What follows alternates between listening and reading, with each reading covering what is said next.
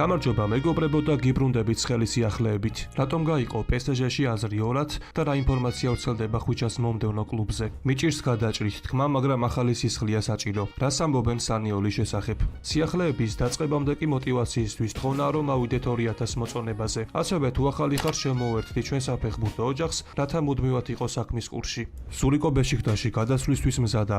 ახალი ინფორმაცია დავითაშვილის თაობაზე. თურქული გამოცემა სოჟუს ინფორმაციით ბეშიქტაშის მთავარი მწვრთნელის სერგენ იალნიჩის მთავარი ფავორიტი ფეხბურთელი ზურიკო დავითაშვილია. აღნიშნული წყაროსნობით თურქულ კლუბში ამბობენ რომ ზურიკო ბეშიქტაში გადასვლისთვის მზადა. ბეშიქტაში ზურიკოს გადაბირებისთვის აქტიურად იმუშავებს და მოლაპარაკებებში კლუბის პრეზიდენტი სერდალ ადალიც ჩაერთვება. ამასთან დაკავშირებით კი ყოფილმა ფეხბურთელმა და ამჟამად საფეხბურთო კომენტატორმა იონდე რიოზენმა შემდეგი კომენტარი გააკეთა. ბეშიქტაშისთვის ყველაზე სწორი არჩევანი ზურიკო დავითაშვილი იქნება. დავითაშვილი ჩემთვის ერთადერთი ვარიანტია. დავითაშვილი თურქეთში მხოლოდ ბეშიქტაში შეძლებს წარმატებას. განაცხადა იოზენმა. ზურიკოს რომ გასულ ზაფხულში სენტ-ეტიენიდან წასვლა სურდა, ეს ფრანგულმა და თურქულმა წყაროებმა დაადასტურეს. ამ ტრანსფერის შესახებ კი უკვე დიდი ხანია რაც იწერება, მაგრამ დავძენ იმასაც რომ ცოტა ხნის წინ ზურიკომ სენტ-ეტიენის ოფიციალურ გვერდს თავის მდგომარეობაზე, სანაკრებო პაუზაზე და კლუბის სამომავლო მიზნებზე ესაუბრა. ეს საერთაშორისო კვირა რთული იყო. ჩვენ წავაგეთ ორი მატჩი ესპანეთთან და თურქეთთან. ჯერ კიდევ ქონდა იმედი რომ მომდევნო მსოფლიო ჩემპიონატზე გავიდოდით, მაგრამ ეს ფეხბურთია. ამიტომ მომავალში ბევრს ვიმუშავებთ რომ კვლავ კონდეს მსგავს ტურნირში მონაწილეობის იმედი. ამჟამად ფიზიკურად კარგად ვგრძნობ თავს. ზაფხულში რამდენიმე მატჩი გამოვტოვე, მაგრამ ახლა თავს სრულიად კარგად ვგრძნობ. იმედი მაქვს ამას მომდევნო მატჩებშიც დავინახავ და შევძლებ რომ გუნდს დავეხმარო როგორც ეს ბოლო შეხვედრაში მონპელიეს წინააღმდეგ გავაკეთე. ნებისმიერ შემთხვევაში ვფიქრობ რომ 90 წუთის თამაში შემიძლია. მე სენტ-ეტიენის მოთამაშე ვარ და ამით ბედნიერი ვარ. მინდა გოლები გავიტანო, საგოლე გადაცემები გავაკეთო, მაგრამ ყველაზე მნიშვნელოვანი კოლექტიური მიზანია. ეს კი ლიგა 1-ში დაბრუნება გახლავთ. სატრანსფერო ფანჯარაზე ჩემთვის ცოტა რთული სიტუაცია იყო. ბევრი რამ დაიწერა. ბევრი ხმაური იყო ჩემს წასვლაზე და იმ გუნდებზე, რომლებსაც ჩემი გაფორმება სურდათ. არ მინდოდა ზედმეტად მომესმინა ის, რასაც ამბობდნენ. მე კი მოხარული ვარ, რომ აქ ვარ და ამ გუნდისთვის ყველაფერს გავაკეთებ. განაცხადა დავითაშვილმა. საქართველოს ეროვნულ გუნდს ასეთი მძიმე სანაკრებო ფანჯარა დიდი ხანი არ ქონია. მიუხედავად იმისა, რომ ჩვენ ძალიან ძლიერი მეტოქეების წინააღმდეგ მოგვიწია თამაში, ყველაზე დიდი კითხვის ნიშანი ქართველი ფეხბურთელების სათამაშო ხარისხმა გააჩინა. ხოლო როგორც ასეთ დროს ხშირ შემთხვევაში ხდება ხოლმე, ამჯერადაც ყველაზე დიდი კრიტიკა წილად მთავარ მწვრთნელს შეხვდა. ვილისანიოლის განთავისუფლებას უკვე ძალიან ბევრი ითხოვს. ამიტომ მოცემულ შემთხვევაში საქმეში კარგად ჩახედული ადამიანების მოსაზრება უდავოდ საინტერესოა. ამასთან დაკავშირებით კი ვეტერანმა ფეხბურთელმა გიორგი შაშიაშვილმა შემდეგი კომენტარი გააკეთა. სამწუხაროდ ორივე შეხვედრაში უშანსოდ დავმარცხდით. ესპანეთთან თუ კიდევ შეიძლება იმაზე საუბარი რომ თამაში დავმალეთ და უმთავრეს მიზანს, რაც შეიძლება ნაკლები ბურთის გაშვება წარმოადგენდა, თურქეთთან ძალიან უსუსურად გამოვიყურებოდით და პირველ ტაიმში ერთი ხეერიანი შეტევაც კი არ ქონია. საბოლოოდ კი გამოჩნდა ის რომ ევროპის ჩემპიონატის შემდეგ ფუჭი ილუზიები შევიქმნით. ამ დონისთვის კი ჯერჯერობით მზად არ ვართ, რაც იმას ნიშნავს რომ დიდ სანაკრებო ტურნირებზე მოხვედრას ისევ ერთა ლიგის გზით უნდა შევეცადოთ.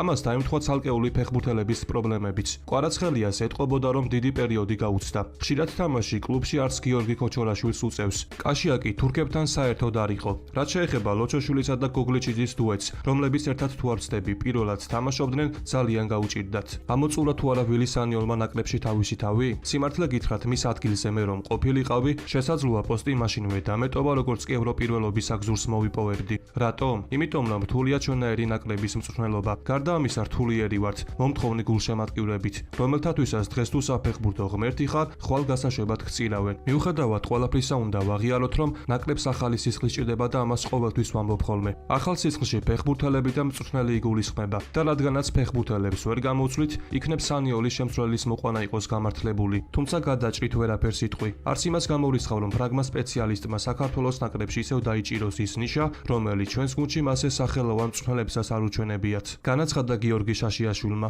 პარი სენ-ჟერმენმა ლიგა 1-ში ზედიზედ მეორე თვენ მოიგო. ლუის ენრიკეს გუნდი სანაკრებო პაუზის შემდეგ მერვე ტურის ეგიდით საკუთარ მოედანზე სტრასბურგს შეხვდა, რომელთანაც მარცხს გადაურჩა. კვარაცხელია კი თამაში მხოლოდ 71 წუთზე ჩაერთო. აღსანიშნავია ისიც, რომ PSG მოედანზე გადახალისებული შემადგენლობით გამოვიდა. გუნდის თავკაცის ლუის ენრიკეს განცხადებით კი მისთვის მნიშვნელოვანია, რომ სანაკრებო პაუზის შემდეგ ფეხბურთელებს დასვენების საშუალება ჰქონდეთ.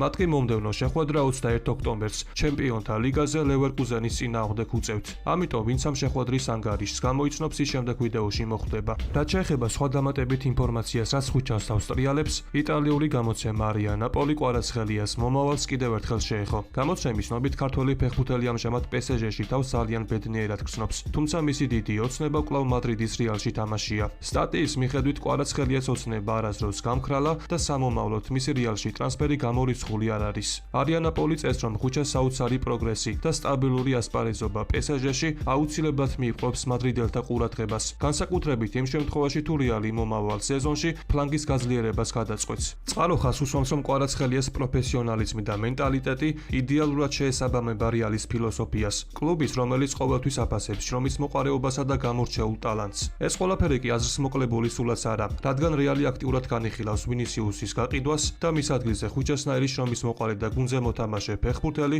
იდეალური არჩევანი უნდა იყოს. ახლა კი რაც შეეხება PSG-ს, გავრცელებული ინფორმაციით კლუბში მცირე გაურკვევლობა და არეულობა. ეს ყველაფერი კი დემბელეს გამოხდება. ცნობილი ფრანგული გამოცემა ეკიპი პარი სენ-ჟერმენთან დაკავშირებით ახალ ინფორმაციას ავრცელებს. როგორც მოგეხსენება, ცოტა ხნის წინ ფრანგმა ფეხბურთელმა ხელფასის გაზრდა მოითხოვა, თუმცა გამოცემის ნობით PSG-ში აზრი ორად გაიყო. ნაწილი ფიქრობს, რომ დემბელე გაუმჯობესებულ კონტრაქტს იმსახურებს, ნაწილი კი ფიქრობს, რომ ეს ყველაფერი PSG-ს სახელფასო ბიუჯეტს დააზიანებს. თუმცა ამ ეტაპზე პარიზულ კლუბს დემბელესთვის ხელფასის მომატება არ სურს. ამ ყველაფერს კი ემატება ისიც, რომ დემბელეს PSG-სთან კონტრაქტი 2028 წლამდე აქვს. ამიტომ PSG-ს პრეზიდენტი ჯერჯერობით მისი კონტრაქტის გადახედვას არ აპირებს.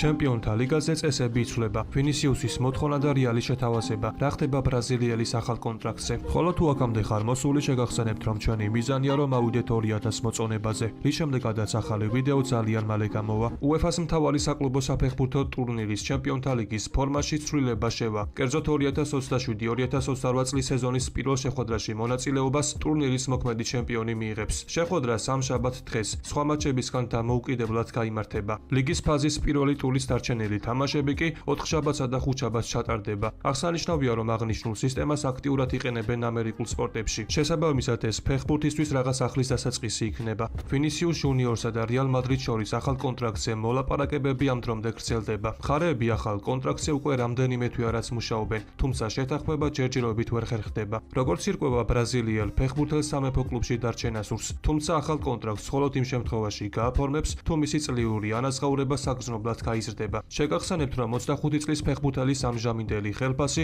15 მილიონამდეა. ახალი კონტრაქტით კი 25 მილიონამდე ითხოვს. რეალ მადრიდში ვინისიუსის მოთხოვნების შესახებ ინფორმირებული არიან და როგორც ცნობილი ხდება, ფლორენტინო პერესი და მისი გუნდი ბრაზილიელს ახალ გაუმჯობესებულ კონტრაქტს აუცილებლად შესთავაზებენ, თუმცა არსებობს ლიმიტი, რომელსაც კლუბი არ გასცდება.